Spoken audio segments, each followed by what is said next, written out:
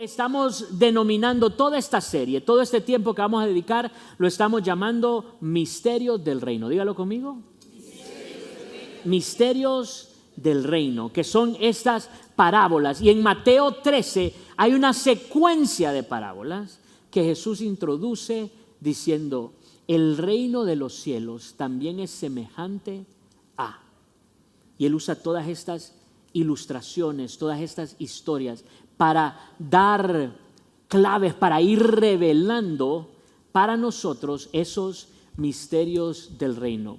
Pero primero quiero que me acompañe al verso 34 del capítulo 13 de Mateo. Ya estaban en Mateo 13, solo encuentre el 34. Y como conclusión de esas parábolas que vamos a examinar hoy, como conclusión, Jesús dice, o el evangelista nos dice, Mateo 13, verso 34 creo, sí, dice: Jesús siempre usaba historias e ilustraciones como esas cuando hablaba con las multitudes. De hecho, nunca les habló sin usar parábolas. Así se cumplió lo que había dicho Dios por medio del profeta: les hablaré en parábolas, les explicaré cosas escondidas desde la creación del mundo. El deseo de Jesús es revelarnos estos misterios del reino, y Él lo hace a través de estas parábolas. Pero la realidad insondable del reino que Él nos revela, tenemos que entender, esa realidad se le escapa al oyente superficial, al que no está prestando verdadera atención, al que está en todo. Se le escapa esa realidad que Jesús quiere revelar, al que se limita simplemente a escuchar historias. Nos atrevemos incluso a decir que sin la luz del Espíritu Santo, el ser humano no puede sino quedarse fuera o en el umbral de las parábolas. No puede entrar a conocer esos misterios que Jesús quiere revelar. Y aquí quiero leer un pasaje, y no se vaya de Mateo 13, pero lo podemos ver en las pantallas, este pasaje de Marcos capítulo 4. Escuche, y Jesús insiste en esto. Dice: el que tenga oídos para oír, debería ¿qué? Escuchar y entender. Iniciamos con oír, pero lo que queremos es escuchar y entender. Dice: el que tenga oídos para oír debería escuchar y entender. Verso 24. Luego agregó: presten mucha atención a lo que oyen.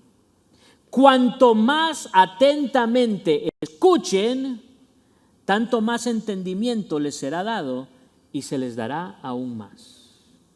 Lo voy a repetir porque los siento distraídos, y la clave es que estemos atentos. Dice, verso 24, luego agregó Jesús diciéndole a sus discípulos: presten mucha atención a lo que oyen. Cuanto más atentamente escuchen, tanto más entendimiento les será dado y se les dará aún más.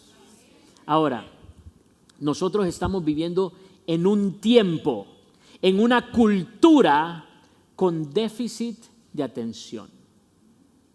No podemos prestar atención como antes.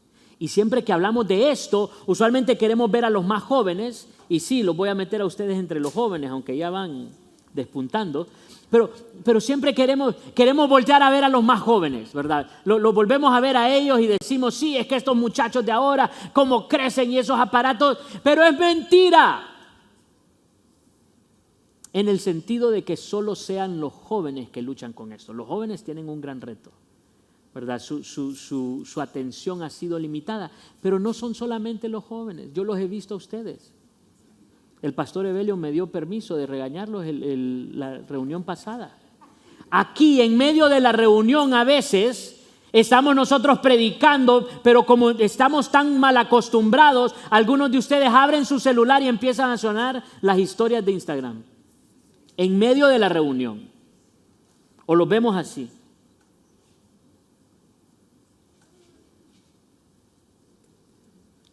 estamos sufriendo de un grandísimo déficit de atención.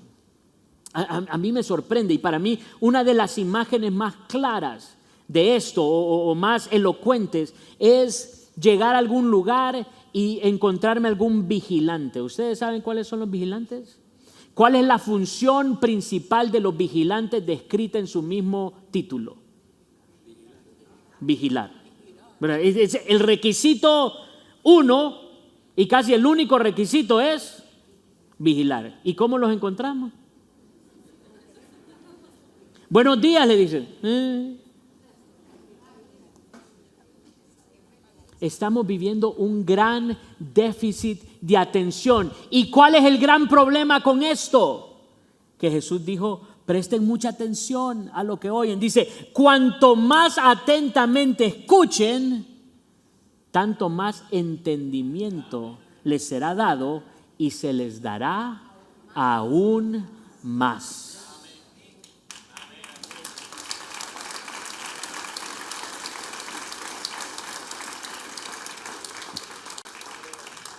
Así que vamos a tomar un momento y yo le voy a pedir que cierre sus ojos ahora mismo.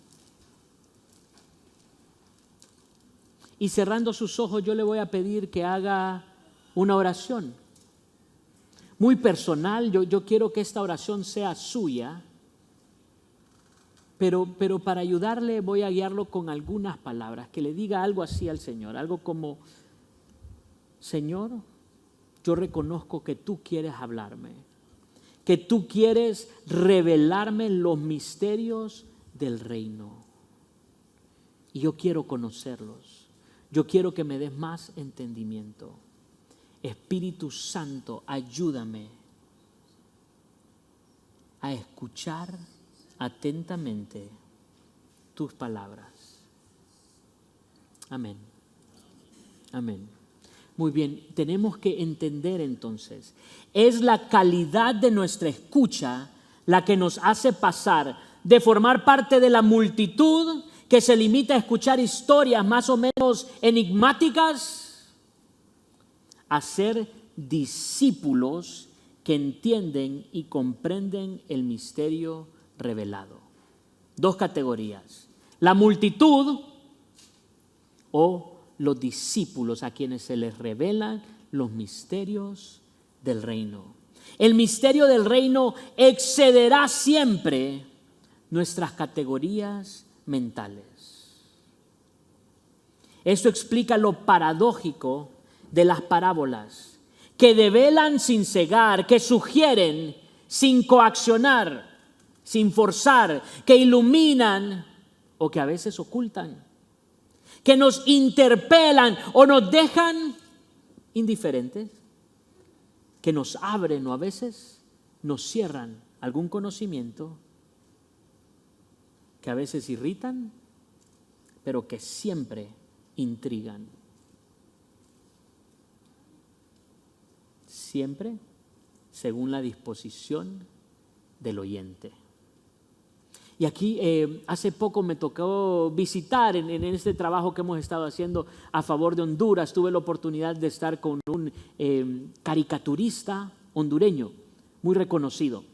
Y es un hombre que ama, que respeta al pastor Evelio. Y cuando me identificó como parte de Vida Abundante, él muy amable y pudimos compartir. Y yo estaba estudiando precisamente para esta lección en esos días.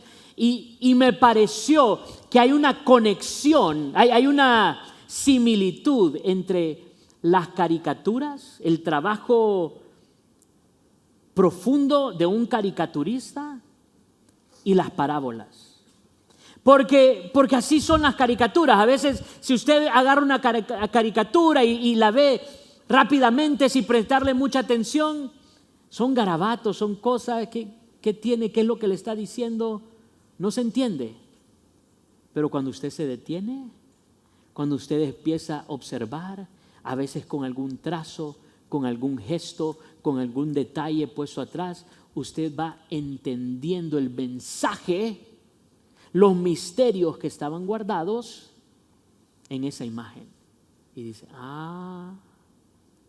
donde alguien miraba garabatos, ahora vemos una verdad profunda.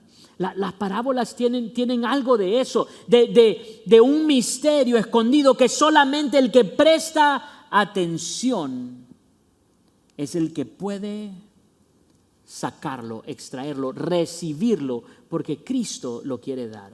Y lo segundo que quiero enfatizar, entonces, lo primero es ese carácter de las parábolas. Lo segundo que quiero enfatizar es el tema de las parábolas.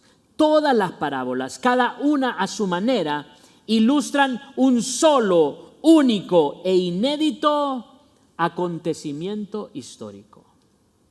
Y para los que están siguiendo esto en el semanario, que ustedes lo pueden descargar de nuestras redes sociales. De hecho, yo les invito a que siempre lo descarguen antes de llegar acá. En especial hoy tenemos 2 oraciones, oraciones en poemas que vamos a estar leyendo y que están ahí en nuestro Evangelio Liberador para que les queden, para que ustedes puedan releerlas, para que ustedes puedan compartirlas.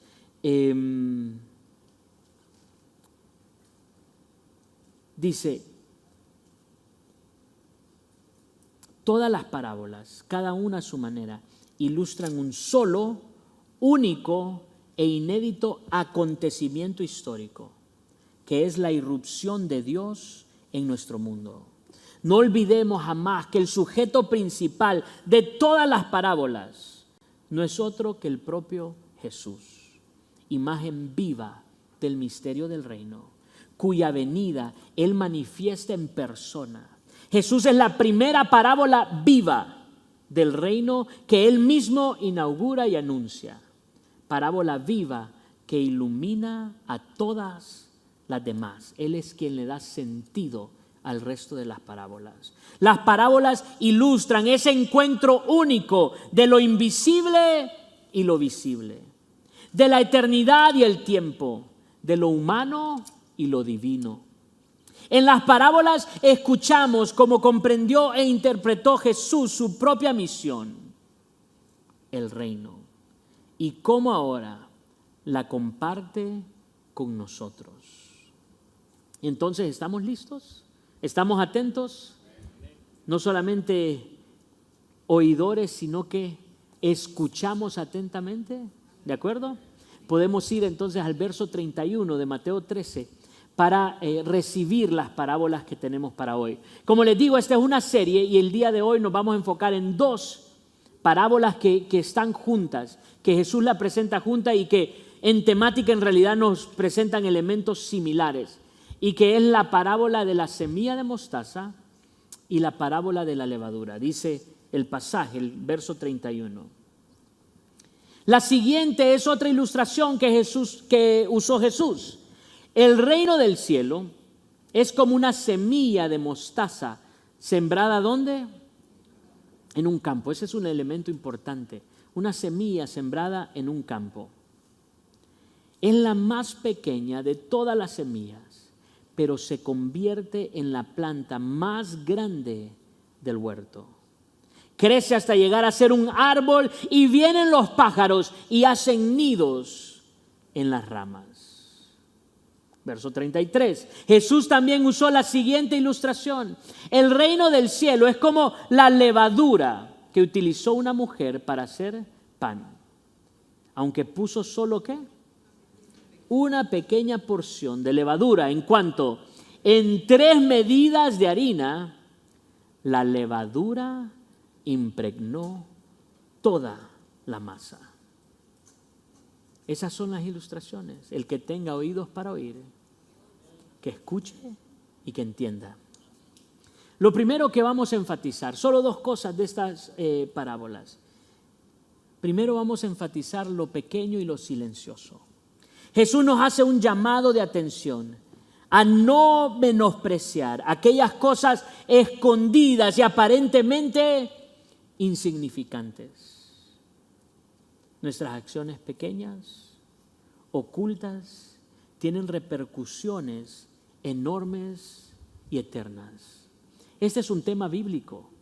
Él escogió a la nación más pequeña, a la tribu más pequeña, para hacerla famosa y de bendición para todas las familias de la tierra. Es como el modo de operar de nuestro Dios. Y en estas parábolas nos insiste, nos recuerda a no menospreciar esos pequeños comienzos, aquellas cosas aparentemente insignificantes, aquello que no se ve y que no se nota.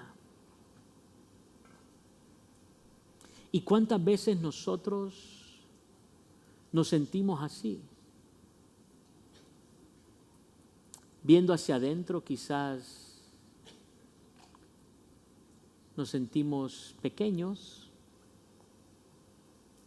incapaces, o cuando observamos hacia afuera y vemos las 3 medidas de harina, lo que sea que consideremos esas 3 medidas de harina, la corrupción en nuestra nación, ese problema, esas cuentas que se me han acumulado, lo que sea que usted considere esas 3 medidas de harina, y decimos, ¿y yo qué voy a hacer? Solo soy una pequeña porción de levadura.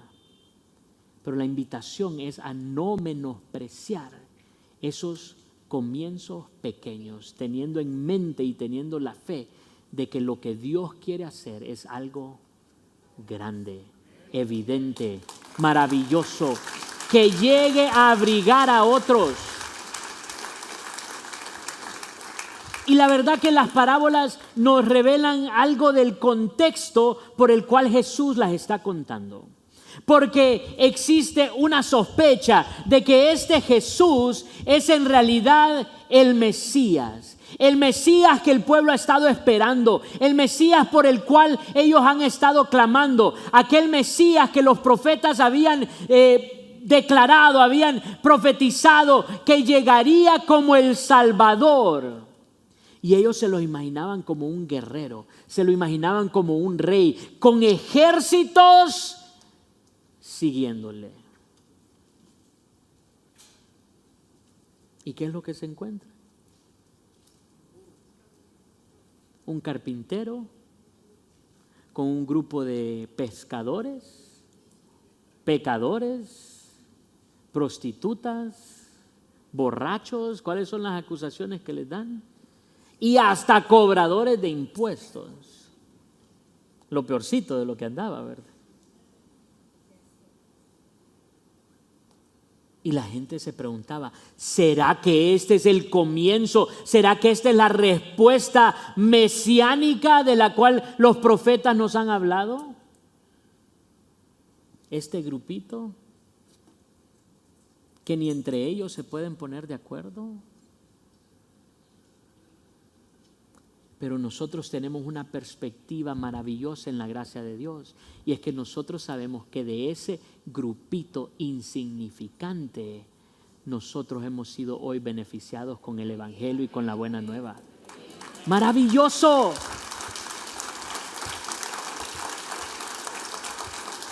No menospreciemos los pequeños comienzos. No me importa cómo usted se sienta hoy.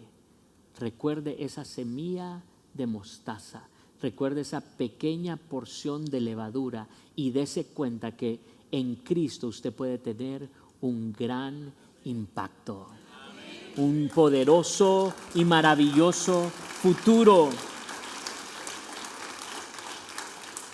Con estas 2 parábolas, Cristo nos exhorta una vez más a hacer un acto de fe y esperanza. Sí, aquel puñado de hombres sin poder ni gran influencia en el imperio romano son el inicio de un pueblo que, como la levadura, hará fermentar el mundo y fecundará el porvenir de la humanidad.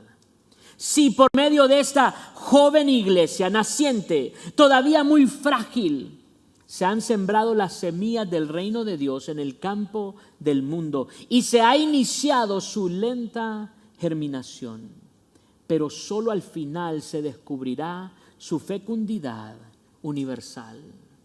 Y para nosotros hoy, no importa lo que se diga, no importa lo que nosotros con nuestros ojos físicos podamos ver, porque recuerden que tanto la semilla como la levadura inician su trabajo en lo oculto. Así que no importan las noticias, no importan los pronósticos, no importa la última hora que nos quieran dar ahora. La iglesia viva de Cristo en Honduras está haciendo su trabajo como levadura, fecundando toda la masa. Como esa pequeña semilla de mostaza está creciendo hasta volverse en ese gran árbol donde otros puedan anidar en sus ramas. Jesús nos dice, tengan fe, crean el poder de Dios. La energía secreta de su Espíritu está actuando misteriosamente hasta que toda la masa haya fermentado. Tengan plena confianza, el poder oculto de Dios hará de esta pequeña comunidad sin prestigio un pueblo inmenso, como un gran árbol en el que vendrán a anidar todos los que no tienen esperanza, todos los desesperados de la tierra.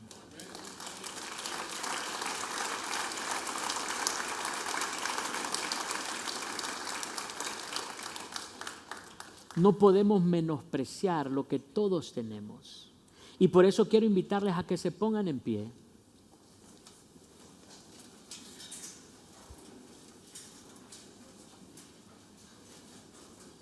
Y quiero que reconozcamos aquellas cosas que consideramos tan pequeñas, tan insignificantes como semillas de mostaza. Entonces extienda su mano derecha, si usted puede, y deposite ahí en esa mano un puñado de esas pequeñas semillas. Y las puede ver. Y mientras las vemos vamos a reconocer, vamos a identificar estas pequeñas semillas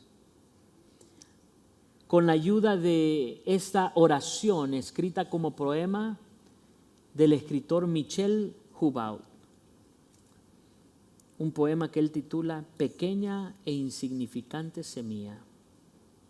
Pequeña semilla de mostaza, pequeña semilla de la sonrisa, pequeña e insignificante semilla que se convierte en rayo de sol para el anciano o el enfermo abandonado.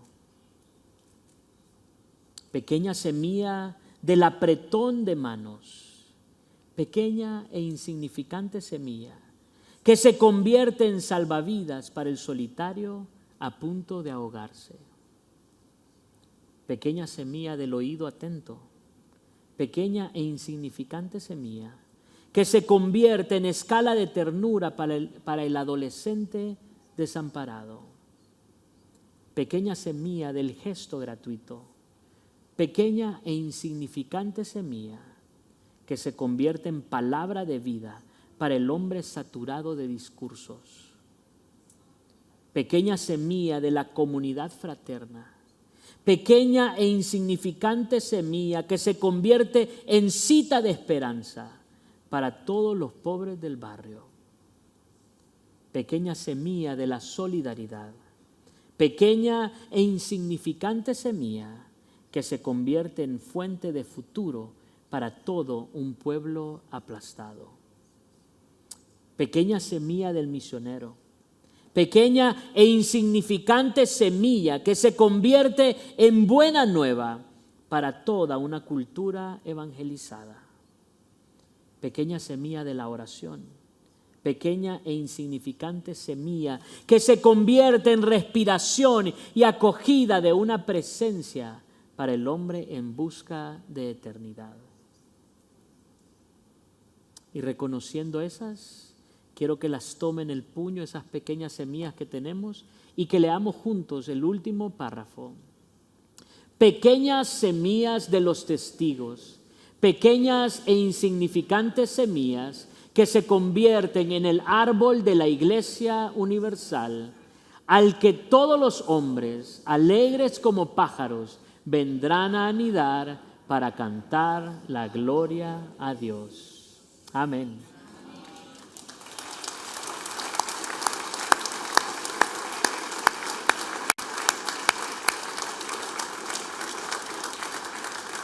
Amén. Muy bien, puede tomar asiento y quiero que cerremos con con el siguiente punto. Siempre que estudiamos la palabra, recordamos la importancia de los verbos. Y en estas parábolas hay verbos importantísimos. Habla de convertirse, dice, aquella pequeña semilla de mostaza se convierte o se transforma en el árbol más grande del huerto. Ese es el primer verbo que vamos a ver, transformarse. Y dice, crece, extiende sus ramas y ahí llegan a anidar los pájaros. Y luego en la parábola de la semilla de la levadura usa un verbo maravilloso, elocuente. Dice, aquella pequeña porción de levadura impregna toda la masa. Impregnar es un verbo poderoso. Entonces tenemos transformar, crecer e impregnar. Jesús nunca nos habla del reino como un paisaje estático, sino que casi siempre se refiere a él como una historia dinámica que se está desarrollando y en la que estamos invitados a participar. Cuando estaba meditando en esto, esta es la gran diferencia entre las caricaturas y las parábolas que en realidad nos presentan una acción, nos presentan esa cualidad dinámica. Jesús es todo lo contrario a un soñador perdido en un mundo imaginario. Y sus parábolas, por muy hermosas que sean, son mucho más que vocaciones poéticas. Son siempre una invitación a tomar una decisión concreta. Una invitación a actuar. Estos tres verbos activos son elocuentes en la descripción del dinamismo del reino.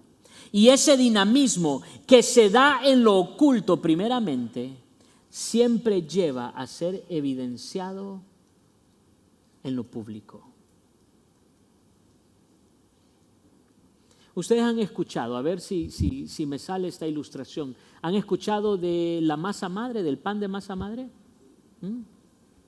¿Y saben lo que es esa masa madre? Es cuando se deja fermentar, ¿verdad? Una pequeña porción de masa se deja fermentar. Ahí está esa levadura, ese fermento que después se usa en lo demás. Ahora, para preparar, estas son las instrucciones. Cuando usted está preparando, se tiene que meter en un recipiente y se sella para que ahí vaya trabajando. Pero la instrucción, con advertencia, es 2 veces al día o 3 veces al día, usted tiene que abrir y dejar salir esos gases. Porque si no, ¿qué va a suceder? La levadura trabajando va a estallar el recipiente. Y por eso a veces se recomienda hacerlo en un recipiente de plástico, porque el vidrio puede ser tan peligroso, porque aquello no solamente estalla, sino que sale. Así es la levadura del reino en nuestra sociedad. Puede comenzar en lo invisible, puede comenzar silencioso, pero es inevitable y es siempre evidente.